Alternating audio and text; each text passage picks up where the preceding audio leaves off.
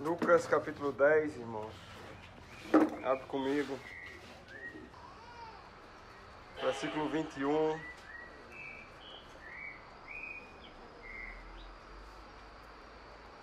O Senhor tem falado conosco durante o final do ano passado, início desse ano, sobre crescimento. A gente tem entendido de Deus que há uma diferença grande entre crescimento e multiplicação, né? Crescimento nos fala de maturidade. É sempre bom darmos esses conceitos para haver uma compreensão melhor do que nós vamos tratar. O crescimento fala de maturidade, né? Do estado adulto, perfeito, né? Que Deus quer que todos, sem exceção de nenhum, possa chegar. Né? A palavra diz: sede perfeito, como perfeito é o vosso Pai Celestial. Não é a perfeição, ali não está falando da perfeição da onipresença, da onisciência, da onipotência de Deus, de sermos poderosos como Ele é, mas fala do estado maduro, de saber o que tem que fazer e fazer. Né? O nosso Deus é assim, Ele sabe o que tem que fazer. Nosso Deus não é menino, ele já chegou, Ele já é o estado perfeito. E sendo Ele o estado perfeito, Ele almeja que todos os seus filhos cheguem a esse estado perfeito. Então, quando fala de crescimento, fala de maturidade. Quando a gente fala de multiplicação, a gente fala de números, tá? Números, as pessoas vão chegando, dia a dia Deus vai agregando pessoas à igreja e a gente está falando de números. Os irmãos vão chegando e vão multiplicando, né? A vida de Cristo vai sendo manifesta através de uns aos outros, nos seus relacionamentos em casa, no trabalho, para onde for, e aí Deus vai acrescentando. Mas Deus só acrescenta, irmãos, à igreja quando Ele encontra corações maduros, perfeitos. Custa-me entender que Deus pode confiar uma criança a outra criança. Eu não tenho a coragem, irmãos, eu não tenho a coragem de deixar a minha Mariana com a minha Duda dentro de casa, sozinho, não tenho. Imagina uma criança cuidando de outra criança, no que ia dar. Né? Eu tenho certeza que o fim não seria tão bom, se não trágico. Então Deus confia os seus filhos, as suas criancinhas, a quem é maduro o suficiente, que vai dar continuidade à obra dele aqui na terra. Então Deus tem falado muito conosco sobre crescimento, pois durante um tempo nós ficamos batendo muito na multiplicação. Nós ficamos insistindo que a igreja precisava multiplicar, não por ganância de números. Não há no meu coração essa ganância de ter aqui 50 mil. Eu quero que até tenha, mas que sejam todos rendidos ao Senhor e sirvam ao Senhor com muita alegria. Não é ganância de números, não é ganância de números para ter lucros, né, como é normal no tempo que nós vivemos, dos inimigos da cruz, as pessoas mercandejarem a palavra, e assim está escrito, não sou eu que digo, está escrito que a palavra ia ser mercandejada. E esses que mercandejam a palavra são inimigos da cruz, não pregam a cruz de Cristo, não pregam negar a si mesmo, tomar a cruz, o ir após ele, prega aquilo que agrada o coração dos discípulos. Assim é muito fácil juntar a multidão, assim a gente junta um estádio cheio, se for para pregar ao coração daquele que quer ouvir, não o que Deus tem para falar, mas aquilo que Ele deseja ouvir, aquilo que arde no coração, como sentindo comichão nos ouvidos, assim diz a palavra que ia ser nos últimos tempos. Os homens iam sentir comichão nos ouvidos, né, desejando ouvir aquilo que agrada ao coração dele, não aquilo que o Pai realmente tem e deseja nos comunicar. Então a gente quer crescer em Deus. Antes de multiplicar, que não é... O multiplicar, ele é bíblico. O multiplicar é para todos, não tem exceção de nenhum. O chamado para fazer discípulos não é para liderança, não é para meia dúzia, não é um chamado de alguém que tenha um perfil para isso ou que foi capacitado para isso. Deus chama a todos a fazer parte dessa multiplicação e estender e alargar as tendas, como a Bruninha falou, do reino dele em todo tempo, em todo lugar. Muito me alegra escutar de Danilo, que ele poderia, assim, como um filhinho, dizer: eu quero voltar para casa, quero voltar, estar com vocês, debaixo das asas, é bom estar aqui, né? Fazer igual os discípulos é bom, faz uma tenda para Moisés, uma para Elias, uma para Jesus, vamos ficar aqui. É muito bom, mas me dá alegria, irmão, escutar: não, eu não quero voltar. Não é porque ele tem algo contra nós, é porque Deus já iniciou uma obra através dele lá. E assim Deus vai alargando as tendas, e Deus vai multiplicando, e Deus vai alcançando a muitos. E assim Deus quer. bom seria que ficasse só essa quantidade aqui e daqui saíssem e chegasse a mesma quantidade e daqui saísse, porque é muito mais fácil dar conta de um número menor. É muito mais fácil cuidar de um número menor do que uma grande multidão. Mas, né, se assim o Pai assim quiser, que ele levante trabalhadores da seara de modo que muitos cheguem, sejam agregados a esse rebanho e muitos trabalhadores sejam estabelecidos, né, para que cuide desse rebanho que Deus há de agregar. Mas eu penso que é um tempo de Deus falar muito conosco sobre crescimento. Precisamos crescer no Senhor. Precisamos chegar a um estado maduro. Precisamos de que Deus revele a nós a pessoa de Jesus. Naquilo que a palavra fala lá em João 17, que a vida eterna é esta, que conheçam a Deus, o único Deus vivo e verdadeiro, e a seu Filho, a quem Ele enviou. O conhecimento de um relacionamento, de entender o que o Pai quer e crescer, né, nessa direção de viver como Deus quer. Mas para viver como Deus quer, irmãos, é necessário, é indispensável vermos como Deus vê. Nós não abrimos mão, é impossível. A minha oração incessante é de buscar a Deus tudo aquilo que é nele que não está em mim. E uma das coisas que é de Deus e que não está em mim é o ver. Deus vê totalmente diferente de como eu vejo. Os pensamentos de Deus, como o Carneiro orou, é totalmente diferente dos meus pensamentos. A vontade de Deus é totalmente diferente da minha vontade. A vontade dele é boa, perfeita e agradável. A nossa nunca será perfeita, né? A gente não pode se estribar nos nossos pensamentos, pois nós terminamos achando que nossa vontade é perfeita e a nossa nunca será perfeita. A vontade de Deus perfeita é manifesta através da palavra, através do conselho, da vida em comunidade. A gente vamos provando da vontade de Deus perfeita. E Deus tem um tempo que também é totalmente diferente do nosso tempo, né? Nós somos imediatistas, vivemos numa sociedade tão corrida, de uma loucura tão frenética, que o tempo de Deus não tem nada a ver com o nosso. Nós dizemos isso muito no quartel, nós queremos as coisas para ontem. Né? Quando um chefe pede alguma coisa, ou nós pedimos a alguém que é subordinado a nós queremos para ontem. A gente não tem a paciência, a cautela de esperar o tempo certo para que a coisa saia da melhor forma possível. Nós queremos para ontem. E assim essa sociedade que nós vivemos, esse tempo que nós vivemos é muito corrido.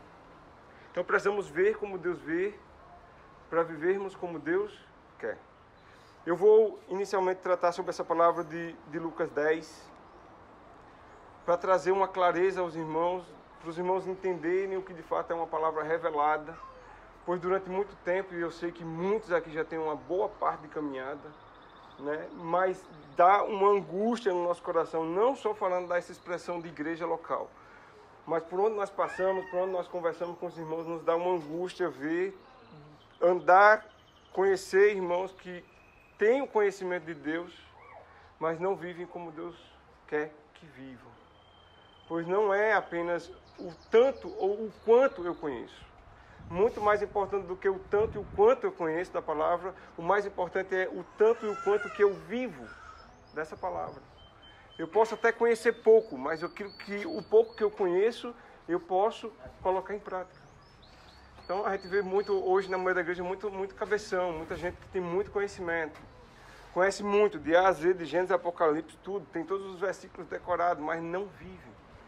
Então, tão mais importante ter o conhecimento da letra, a pedagogia da letra, mais importante é viver essa pedagogia. E aí, para isso, eu preciso ter revelação de Deus, irmãos. Quer crescer, precisa de revelação. Alguns aqui já tiveram, acho que Nevinha não está aqui, Nevinha não está, né?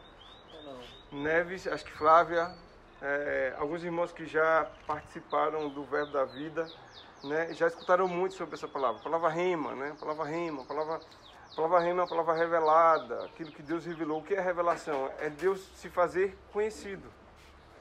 É Deus se fazer conhecido. E aí Deus se faz conhecido a quem Ele quer. É isso que nós vamos ler aqui. Deus tem uma alegria em se fazer conhecido. Mas esse conhecimento teórico que eu tenho dessa palavra revelada deve gerar em mim uma prática de vida, senão ela não é revelada. Ela é uma mera literatura. Se nós pegarmos a palavra, irmãos, abrirmos no Salmo 91, como muitos fazem dentro de casa, ou então pegarmos ela esporadicamente para lermos, sem botarmos em prática aquilo que nós temos vivido, ela deixa de ser a palavra de Deus na minha vida e ser uma mera literatura, pois ela não gera vida em mim. A palavra de Deus deve gerar vida em mim. Eu sempre falo da palavra de Deus, que a palavra em si, ela tem poder. Assim está escrito que o bem, o mal, a vida e a morte está no poder de onde? Da língua. Deus fez o mundo como? Pela palavra. Com a simples palavra, Deus fez o mundo. Então, a gente precisa pegar essa palavra, a própria palavra de Deus, e trazer vida assim como foi desde o princípio. Ele disse, haja luz, e houve luz, irmãos. Simples assim. E aí Deus falar conosco, através da sua palavra, nós lermos a palavra de Deus, e essa palavra não gerar vida em nós, ela é uma mera literatura. É ler Quincas Barros, é Borba, é ler qualquer literatura aí, né, da nossa nação estrangeira. Mas essa palavra deve gerar vida em nós. E aí para isso ela precisa ser revelada. Deus precisa se fazer conhecido. Lucas capítulo 10, versículo 21 a 24.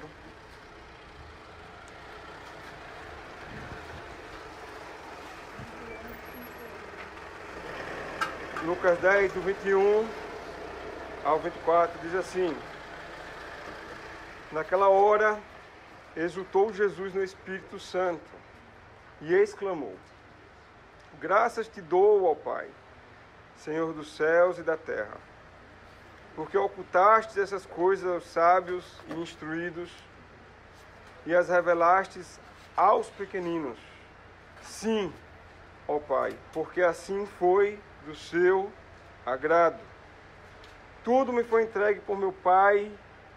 Ninguém sabe quem é o Filho, senão o Pai, e também ninguém sabe quem é o Pai, senão o Filho, e aquele a quem o Filho o quiser revelar. E voltando-se para os seus discípulos, disse-lhes, particularmente, bem-aventurado os olhos que veem as coisas que vós vedes, pois eu vos afirmo que muitos profetas e reis quiseram ver o que vedes e não viram, e ouvir o que ouves e não o ouviram. Versículo 22, tudo me foi entregue por meu Pai, ninguém sabe quem é o Pai senão o Filho, e também ninguém sabe quem é o Filho senão o Pai, e aquele a quem o Filho o quiser revelar. Guarda essa palavra, irmãos, revelar, se fazer conhecido. Eu vou tratar de um ponto específico aqui. Eu queria admoestar com muito amor e carinho a igreja do Senhor, com a permissão dele, com todo o carinho e amor do Senhor. Eu queria tocar num ponto que eu sei que ele é chave para o nosso crescimento. Lembro que nós estávamos falando sobre crescimento e nós precisamos aprender algumas chaves da palavra que nos levam a crescer. Não tem e não pode existir no meio da igreja eternas crianças. O tempo passa e o tempo decorrido, a palavra diz que era para sermos mestres e nós continuamos remando, enxugando gelo, remando contra a maré, tratando as mesmas coisas, não há um avanço. O que deixa isso muito claro para mim é que não houve revelação. Deus não trouxe uma revelação. Deus não se mostrou de fato quem Ele é. Pois eu não consigo viver como Ele quer. E a revelação ela tem um caminho. Esse caminho que a gente não abre mão. A revelação faz nos ver como Deus vê. Deus faz nós enxergarmos como Ele enxerga. E eu sempre dou um exemplo de que Deus enxerga totalmente diferente de nós, para eu entrar no ponto específico que nós precisamos ser admoestados pelo Senhor. Deus ele tem uma visão totalmente diferente e a revelação ela traz isso. Ela me faz ver como Deus vê. E eu sei que muitos, ou se não todos aqui, já tiveram a oportunidade de abrir as Escrituras, ler, irmãos, e dizer assim, pô, eu não estou entendendo nada. Eu tinha um macete aqui na minha Bíblia. Eu fazia uns interrogação. Aí se eu não tivesse entendendo nada do nada mesmo, aí era 3 interrogação. Né? Porque eu disse, eu não estou entendendo nada do que está aqui. Incrível que com o passar do tempo nós vamos lendo e aí Deus vai trazendo clareza, aí você olha e aí as minhas interrogações começaram a ser apagadas, eu começava a enxergar. Porque eu precisava que Deus me revelasse, me fizesse mostrar quem Ele era. E Deus ele vê totalmente diferente de nós. Eu vou dar um exemplo disso para nós tratarmos especificamente do ponto. Né? Eu pego o texto lá de 1 Samuel, quando Deus vai tratar diretamente com Saul. Deus foi tratar com Saul. Saul, ele inquieto, como nós somos, inquieto. A gente olha para o texto de Saul e diz, pô, que caba besta, cara. O cara tinha a presença do Senhor ali através de um profeta, e naquela época, Deus falava só por meio dos profetas. Hoje, irmãos, que privilégio nós temos, pois o véu foi rasgado, nós temos livre acesso ao trono da graça. Mas naquela época Deus falava por meia dúzia de pessoas, até chegar um tempo de não falar por ninguém, né, no que a gente chama no deserto do Senhor, os 400 anos sem profeta. Mas Deus falou com Samuel e mandou dar um recado a Saul. Saul ia sair para uma batalha, e ele estava temeroso com aquela batalha, mas ele levou com ele uma quantidade de pessoas, pois Deus tinha dado uma palavra para ele. Ele disse, Saul, vá, e quando chegar lá, aguarde que eu irei te ungir. Deus mandou avisar ele que ia ungir por meio de Samuel a vida dele. Só que chegando lá no lugar, os filisteus iam se aproximando, ele começou a ficar temeroso. As circunstâncias iam se aproximando, e é assim também a nossa vida. Nós começamos a ficar em pavor quando as coisas... A porta do desemprego bate, quando a doença nos acomete, começamos a ficar desesperados e queremos dar um jeito, sem buscar do Senhor. E Saul, desesperado, porque estava naquela condição ali, os filisteus e muitos dos que estavam com ele foi abandonando. Não há diferença nenhuma dos dias de hoje. Quando enfrentamos crise, muitos de nós terminamos só, né? Não tem ninguém ao lado para nos socorrer, mas graças a Deus pela igreja, que nós podemos enxergar isso de forma diferente. Mas Saul ficou desesperado, porque muitos foram abandonando. E dado o tempo decorrido que era para ele ser ungido, Saul não chegou, ou Samuel não chegou, ele ficou desesperado, ele pegou o óleo e ele si mesmo ungiu. Ele tinha acabado de se ungir, irmãos, aí Samuel chegou. Disse, que loucura tu cometeste. Tu é louco, cara.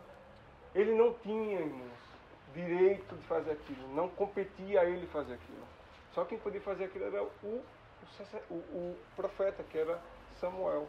E ele se auto-ungiu. E aí, quando ele foi inquirido por Samuel, por que ele tinha feito aquilo, ele fez, foi as circunstâncias.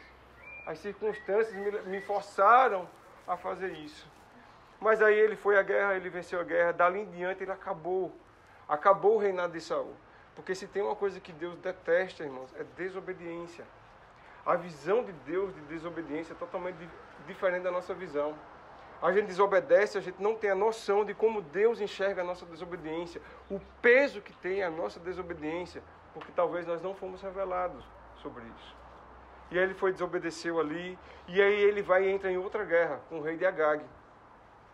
Deus foi provar a segunda vez o coração de Saul. Deus disse a Saul, Saul, você vai à guerra e você não traga nada, absolutamente, eu vou dar em tuas mãos esse reino, mas não traga nada, não traga boi, jumento, filho, criança, não traga nada, absolutamente nada. Saul vai até a guerra e aí ele traz o rei de Agag e traz com ele o melhor dos despojos. Quando Samuel encontra ele, aí a desculpa dele, irmãos, que é a desculpa que sempre nós damos. Ah, não, eu trouxe o melhor, foi para sacrificar o Senhor. Ele disse que trouxe, mas Deus foi muito claro. Ordem clara, irmãos, requer de nós obediência cega. Deus foi muito claro, para não trazer nada, ele desobedeceu. Aí olha como Deus vê a desobediência. Samuel vai falar com ele.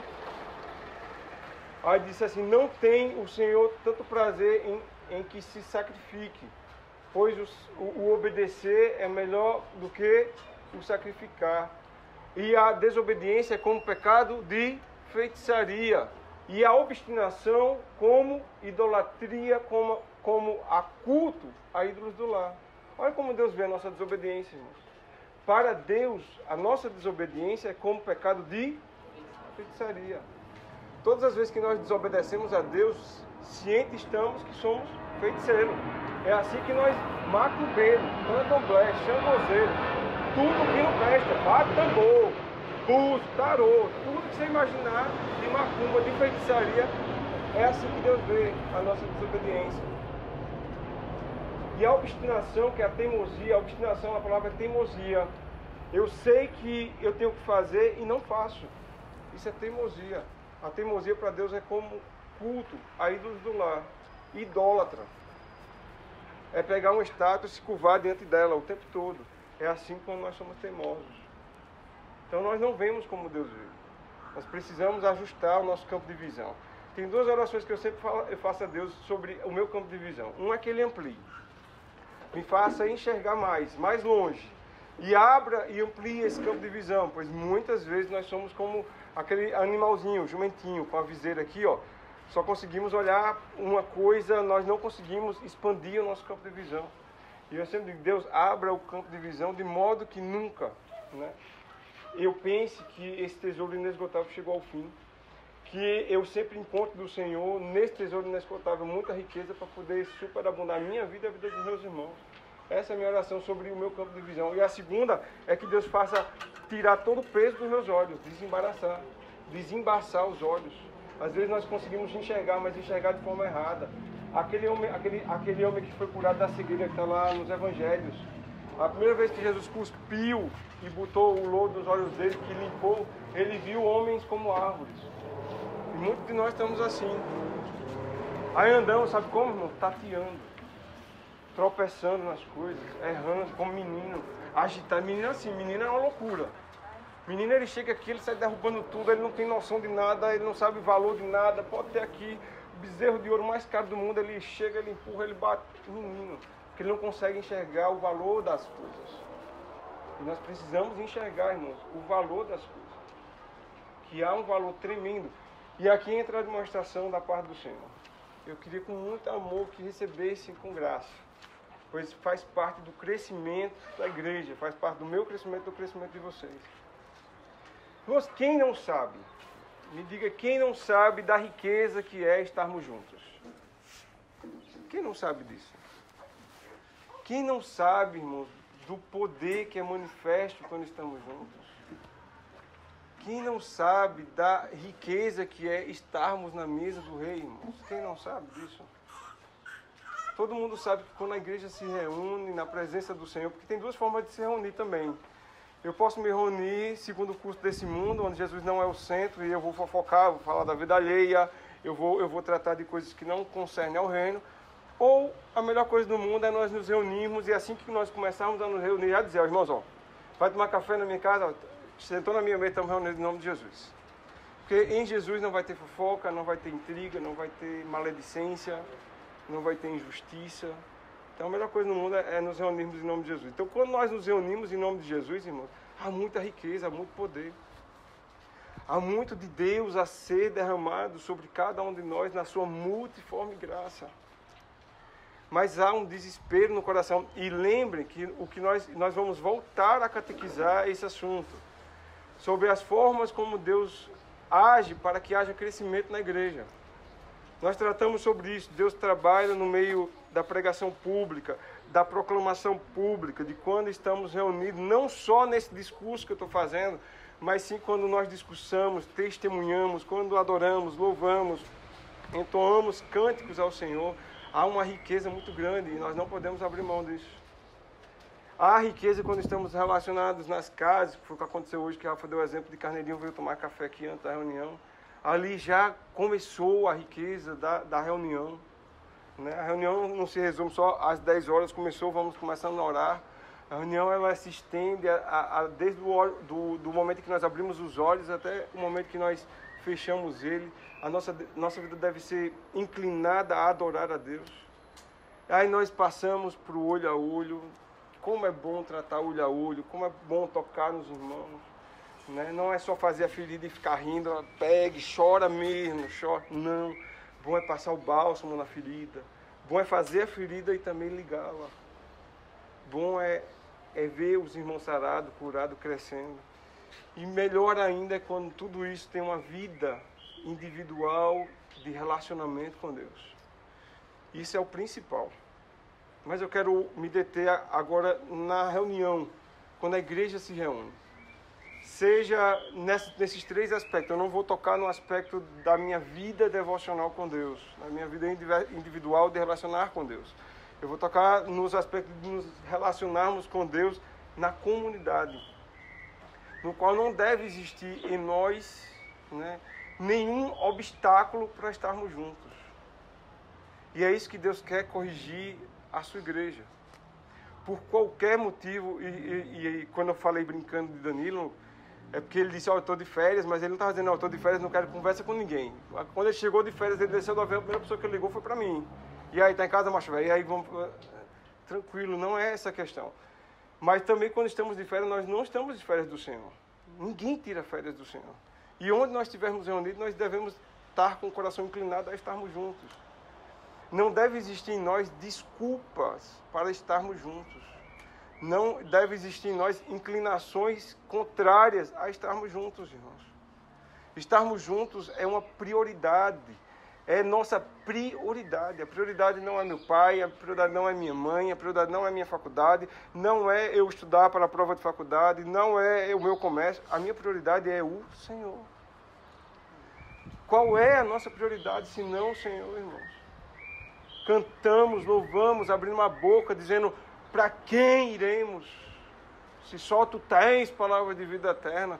Abrimos a boca com tanta alegria para dizer isso, para recitar o que Pedro falou, mas quando é para estar junto na presença do Mestre, arranjamos as mais diversas desculpas esfarrapadas para estarmos juntos. Eu não estou dizendo, irmãos, que não existe desafios. Existem desafios.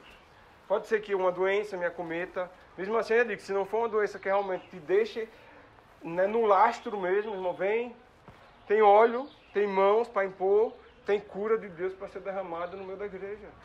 A riqueza. Não é doença, nada pode nos impedir de estarmos juntos.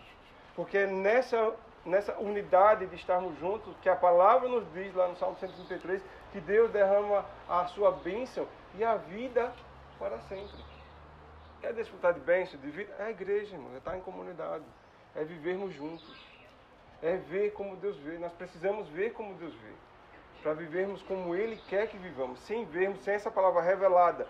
Deus se mostrar para nós aquilo que Ele quer e como Ele enxerga, nós nunca vamos conseguir viver. E nunca vamos conseguir agradá-lo. Porque se tem algo que Deus almeja, é poder olhar para cada um de nós e dizer, eis meu filho amado, em quem me comprazo. Eu tenho prazer, eu tenho alegria, mas para isso eu preciso ver como Deus vê. Lucas capítulo 14, irmãos, vamos ver como é que Deus vê. Quando nós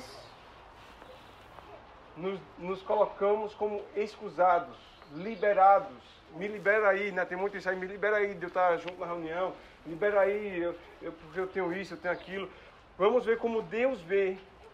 Deus quer nos corrigir para Deus trazer essa unidade de sempre quando estarmos juntos, não abrirmos mão de forma alguma.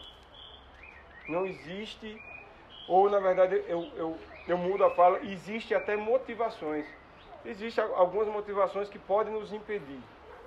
Mas Deus quer encontrar em nós um coração disposto. Porque Deus não olha a situação e se furou o pneu. Deus não olha para a situação de furou o pneu. Deus vai olhar para a situação que o pneu furou e o meu coração está ardente querendo ir para lá e eu vou dar meu jeito e está lá. Deus olha isso. Deus desde o princípio quis tratar o coração do homem. Caim e Abel, ali para mim é um exemplo muito claro do tratamento de Deus sobre o coração. Os dois ofertaram ao Senhor, mas Deus olhou o coração, a intenção do coração dos dois. E assim é em todo esse tempo. Vai começar um relacionamento, Deus olha a intenção do coração. Viu, João? Deus olha a intenção do coração. Não é, Fábio? Deus olha a intenção do coração. Renan, Deus olha a intenção do coração. Deus está o tempo todo olhando como está o nosso coração, aonde ele está, aonde ele está inclinado, para onde é que ele vai. E aí Deus vai tratando o nosso coração. Lucas capítulo 14, para a gente ver como Deus vê, irmãos. Essa palavra pesou muito no meu coração há muitos anos atrás. Eu posso, assim, com muito amor, dizer que ela para mim foi revelada. Pois não é porque eu os pastoreio, mas é porque eu sempre, depois que Deus me revelou, eu nunca mais abri mão de estar junto com meus irmãos. Nunca mais. Eu queria esse coração, que ele me desse esse coração aqui. Lucas capítulo 14, versículo 15, vou ler. Os irmãos, como Deus vê o reunirmos diante dele. Pois se nós clamamos e oramos isso desde o princípio que nos reunimos em nome de Jesus, ele é o principal, o maior entre nós, ele é o Rei dos Reis, e é esse Rei no qual Jesus aqui explica em forma de parábola. Versículo 15 diz assim: ora, ouvindo tais palavras, eles estavam conversando anteriormente a respeito dos primeiros lugares. Jesus estava na casa de um fariseu, Jesus estava observando aqueles fariseus, pois eles chegavam e buscavam os primeiros lugares para serem vistos. E aí Jesus começa a tratar com eles que não é assim. Procure o lugar dos fundos, procure as últimas cadeiras, espere que o rei te convide a estar nas primeiras cadeiras. Isso é um ensinamento tremendo para a igreja.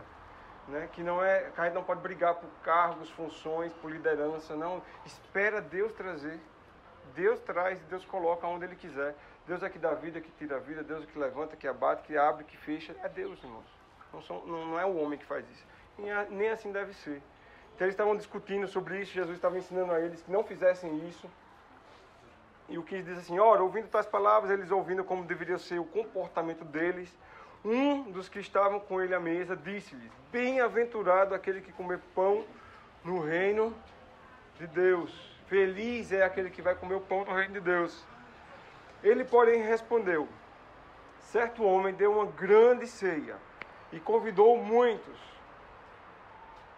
À hora da ceia, enviou o seu servo para avisar os convidados: vinde, porque tudo já está preparado. Não obstante, todos a uma começaram a escusar-se: me libera, me libera, me libera. Disse o primeiro: comprei um campo e preciso ir vê-lo. Rogo-te que me tenhas por escusado. Outro disse: comprei 5 juntas de bois e vou experimentá-las. Rogo-te que me tenhas por escusado. Me libera aí. E outro disse: casei-me e por isso não posso ir. E voltando o servo, tudo contou ao seu senhor. Eu vou fazer a primeira parada, irmãos. Jesus fala de uma grande ceia no qual ele é o rei, ele é o convidado de honra, ele é quem fica na cabeceira, ele que paga a conta. E sendo o rei, ele tem total governo sobre todo o seu reino, inclusive sobre o nosso. Eu não estou falando especificamente da parábola, mas sendo o rei e olhando para a parábola, ele tem total governo sobre todo o reino dele.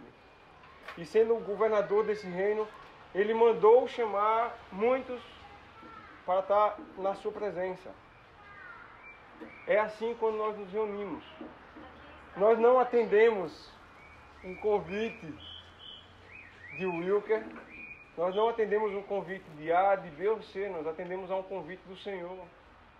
A igreja reunida é o Rei dos Reis que nos convida a estarmos juntos. Eu lanço lá o convite do Rei. Eu vou começar a colocar lá, convite do Rei. Domingo, convite do Rei, irmão. É o Rei que nos convida a estarmos diante dele no banquete. E aí ele sai para convidar, ele manda os seus servos convidar para estarem na sua presença, e é na presença dele que nós nos reunimos, e eles começam a se excusar, começam a dizer: não, me tenha por excusado, me libera aí, ó, eu não posso ir. Irmãos, mas o que me chama a atenção dessa parábola é que as três condições que eles colocaram para não estarem na presença do rei são condições lícitas. É lícito eu comprar um terreno e ver meu terreno, limpar ele? É lícito, irmão. É lícito eu casar? É lícito eu casar e estar com minha esposinha. Eu casei agora, eu quero estar com ela, não quero estar reunido com rei nenhum, não. É lícito, irmãos, comprar uma junta de boi e ir lá experimentar? É lícito. O que me chama a atenção é porque eram coisas lícitas. E eram coisas que realmente demandavam um certo cuidado de quem estava ali se colocando como escusado. Era o cuidado do marido querendo estar com a sua esposinha, era o cuidado dele querendo cuidar do terreno dele, o outro cuidando dos seus bois. Mas o que o texto me diz na sequência, quando o servo volta e conta tudo para o Senhor, como o Senhor procedeu, a forma como ele enxergou aquele pedido de excusar, é que me chama a atenção. Isso foi que me revelou. Se olhar aqui na minha escritura, está riscado só essa palavra, irado. Pois é assim que Deus fica. Foi assim que ele colocou o rei, quando mandou chamar, e eles se colocaram as suas condições listas para não estarem na presença do rei e pediram a liberação para não estar. Vamos ler o texto, 21, versículo 21. Voltando o servo, tudo contou ao seu senhor. Então, irado, o dono da casa disse, o dono da casa é o rei, disse a seu servo, sai depressa para as ruas e becos da cidade, traze para aqui os pobres, os aleijados, os cegos e os coxos. Depois lhe disse o servo, Senhor, feito está como mandaste, ainda há lugar. Respondeu-lhe o Senhor, sai pelos caminhos e atalhos e obriga a todos a entrar, para que fique cheia a minha casa. Porque vos declaro que nenhum daqueles homens que foram convidados provará a minha ceia. Eu fiquei desesperado, irmãos, quando Deus me trouxe a revelação, clareza desse texto. Porque se a gente falar de crescimento, a gente está entendendo que é necessário para crescermos estarmos juntos. Mas de tempo em tempo nós nos colocamos na condição desses homens. Nós pedimos para estarmos excusados. Com qualquer motivo, férias, como eu disse, não é motivo. Não é motivo. Irmãos, tem que ser um motivo muito lícito e muito urgente e emergente para que a gente possa abrir mão de estar juntos, de atender ao chamado do rei. Pois se é ver como Deus vê para vivermos como Deus quer que vivamos, está aí como Deus vê quando Ele nos convida para estarmos juntos e nós, por qualquer motivo, lícitos, eu não quero nem falar ilícitos, pois eu não quero crer. O que eu falo ilícito, irmão, não é droga, não é maconha, não é roubar, não. Ilícito é com a intenção dolosa do coração. Para mim, a ilicitude em estar aqui. O lícito está aqui. Comprei um campo. Eu não sei a intenção do coração desses homens. Mas para mim, a maior ilicitude de estarmos juntos é não querer ver os irmãos, é estar com coisas, com contaminações no coração, com raiz de amargura, com maledicência, com injustiça, olhando uns para os outros com olhar mal. Isso é injusto. Isso deixarmos de estar juntos porque não foi tratado um pecado, porque nós não conseguimos, irmãos, olhar um no olho do outro. Isso não. Pode até existir muitas condições que possam nos impedir de estarmos juntos. Mas como eu falei desde o princípio, Deus olha a intenção do nosso coração. Eu não estou aqui, porque eu quero corpo cheio, eu quero casa cheia, eu quero todo... Não. Eu estou dizendo algo que Deus revelou com muita clareza para mim. E eu oro a Deus nessa manhã que Deus traga muita clareza para vocês. Que vocês possam enxergar como Deus enxerga todas as vezes que nós nos reunimos na presença dEle. Pois se nós nos reunimos e invocamos o nome dEle, é na presença desse rei aqui. Ele falou uma parábola baseada numa fala. O homem simplesmente falou o seguinte: bem-aventurado aquele que comer pão no reino. Aí ele vai dizer quem é que come pão no reino. O nosso coração deve ser aquele que quer comer pão no reino. E sabe qual é o coração que quer comer o pão do reino, irmãos? Aqui nesse texto, é o coxo, o aleijado, o pobre. O nosso coração, todas as vezes que nos reunimos, atendemos um convite do Senhor para estarmos juntos, o nosso coração deve ser do coxo, do aleijado, do manco. Por quê, irmãos? Eu fiquei perguntando por que ele mandou sair chamando coxo, aleijado. E Deus foi ministrando, falando no meu coração por quê. Esses aqui, irmãos, já se sentiram autossuficientes. Eles já tinham eles tinham condições. Eles tinham tanta condição que um comprou boi, outro comprou carro, ou um terreno, o outro foi casar. O coxo, o manco, o cego, ele jamais abriria mão do convite do rei. Eles eram os marginalizados, os excluídos da sociedade, aqueles que não queriam. Deve ser esse o nosso coração. Esses são os necessitados. Quando se fala de coxo, cego, esses são os necessitados. Aqueles que têm necessidade de estar na presença do Rei, pois ele sabe que na presença do Rei há um banquete contínuo, a mesa cheia, a fartura, meus irmãos. Esse deve ser nosso coração. Não, o irmão vai estar reunido, é uma panela batendo em nome de Jesus, eu estou lá. Eu estou porque eu sei que tem riqueza. A mesa do meu Pai está cheia. A graça abundante sendo derramada em nosso meio. E Deus vai falar conosco, irmãos. A cura, a libertação, a tudo aqui no nosso meio. Porque nós nos reunimos em nome de Jesus. Aí como nós nos colocamos por excusado por qualquer coisa em estar na presença do Rei, irmãos. É assim que o Pai olha. Tudo damos uma desculpa. Ah, estou doente, estou isso. Não tem desculpa, irmãos. É na presença do Rei que nós nos reunimos. É a Ele que buscamos. É a Ele que reverenciamos. É a Ele que nós adoramos, irmãos. E a prova diz que Ele fica irado. Ele ficou irado. Por aqueles que, por modo lícito, Ele poderia ter... não, tem gente que tem uma visão de Deus, da graça... Eu não gosto de usar essa expressão, mas tem uma turma que gosta da graça barata. A graça barata. De um pai que não bate, de um pai que não educa, de um pai que não disciplina. De que tudo pode e eu posso viver de forma inconsequente, independente e louca. Porque meu pai derramou sobre mim a sua graça. No qual eu chamo de graça barata. Mas nós somos livres, e somos de fato livres, pois foi para a liberdade que Cristo nos chamou, para viver como devemos e não como queremos. Nós somos livres para viver como devemos. E há um dever de Deus sobre a nossa vida. Sobre o congregar está escrito lá em Hebreus, irmãos. Hebreus capítulo 10, versículo 19. Tendo, pois, irmãos, 10, 19, Hebreus. Tendo, pois, irmãos, intrepidez para entrar no Santo dos Santos, pelo sangue de Jesus, pelo novo e vivo caminho que Ele nos consagrou pelo véu, isto é, pela sua carne. Faço só uma pausa aqui. Isso não me dá também o direito de caminhar só, tá, irmãos? Se Deus rasgou o véu, me deu intrepidez, porque eu agora posso chegar no Santo dos Santos, eu tenho acesso na minha forma individual, então eu vou viver sozinho em casa, como eu quero, fazer o que eu quero, montar minha igrejinha, eu, minha mulher, meus filhos, e acabou. Deus não nos dá essa permissão. Pois desde o princípio Deus nos chamou à coletividade, a estarmos juntos. É na coletividade que nós tratamos, amamos, servimos, doamos. Então não se engane, achar que por ter esse acesso, você pode andar só. É tanto que no versículo 25 vai falar sobre isso. 21.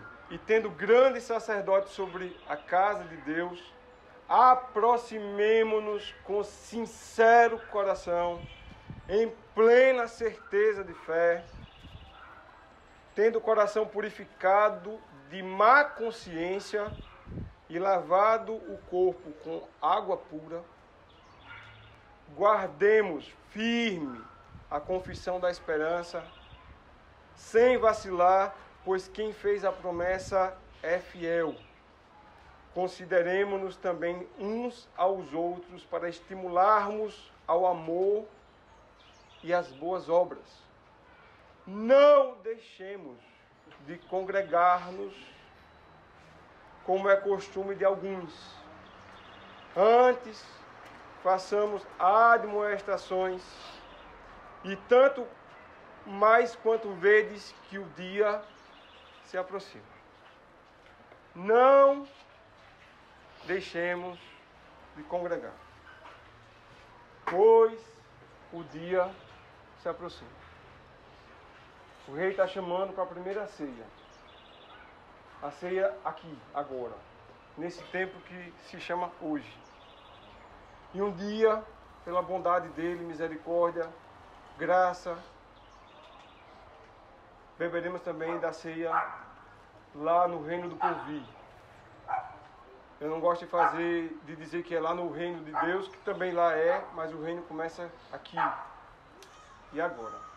O reino de Deus não está ali nem acolá, falou Jesus aos fariseus. Não está ali nem acolá. O reino está dentro de vós. Então o tempo que se chama de viver isso é hoje. Pois o dia se aproxima, um dia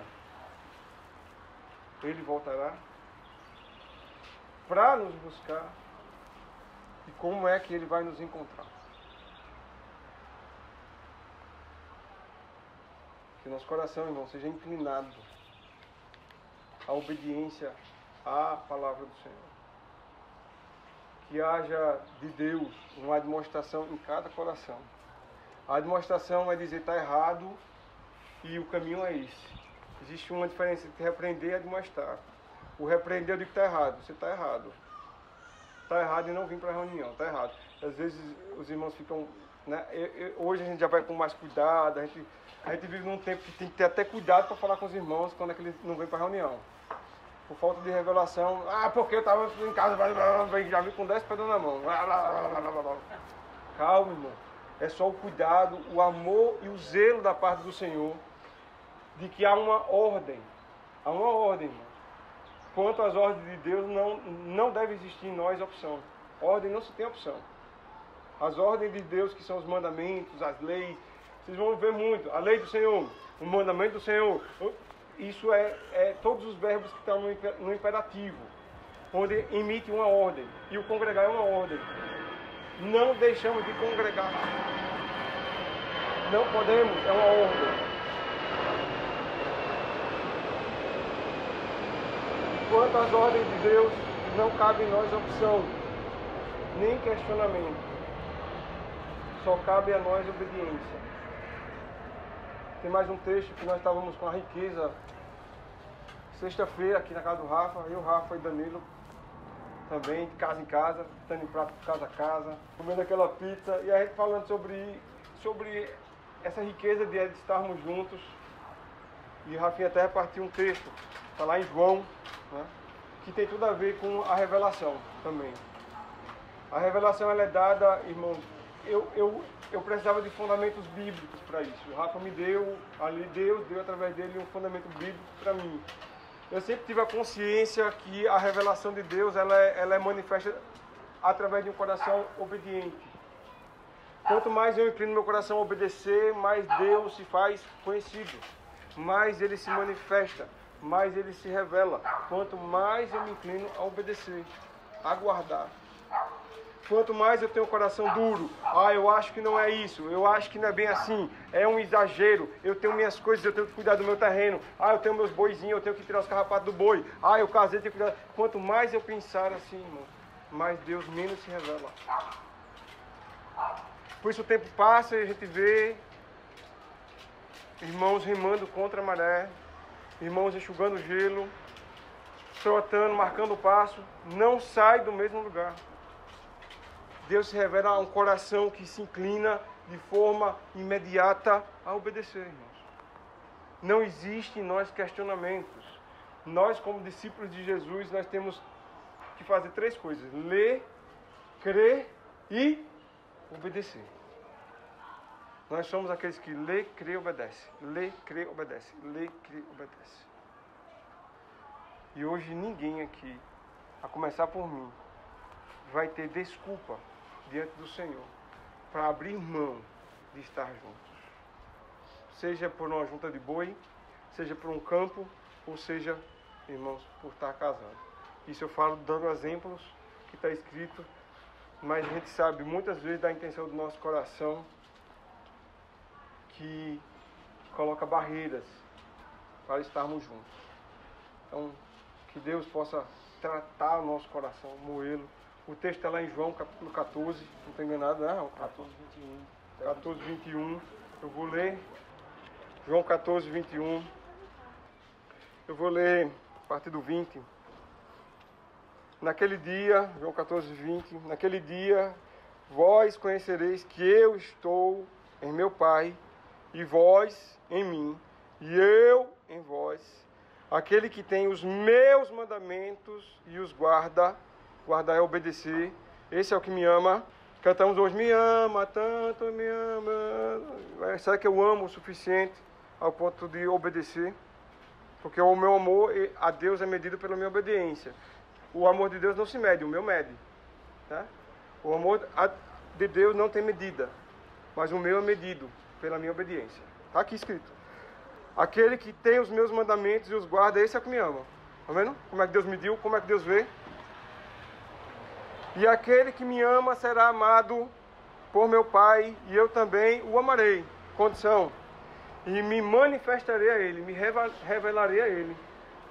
Então Deus se manifesta e se revela a quem obedece, guarda os mandamentos. Amém, meus irmãos? Então a revelação de Deus que a gente viu lá em Lucas capítulo 10, ela tem um propósito. Ver como Deus vê, para viver como Deus quer. E aí como Deus quer, me leva a cumprir esse segundo propósito, que é obedecer aos seus mandamentos. E o que Deus tem para nós no dia que se chama hoje, é que todas as vezes que nós nos reunimos diante da mesa do Senhor, onde o Rei está presente, o nosso coração deve ser o do coxo, do manco, do cego, do pobre. Desejosos, ardentemente, por estar na presença do Rei. Amém, meus irmãos? Com fome de comer do banquete celestial. Porque imagina alguém pobre, cego, manco, lá no meio da rua, sem ter o que comer.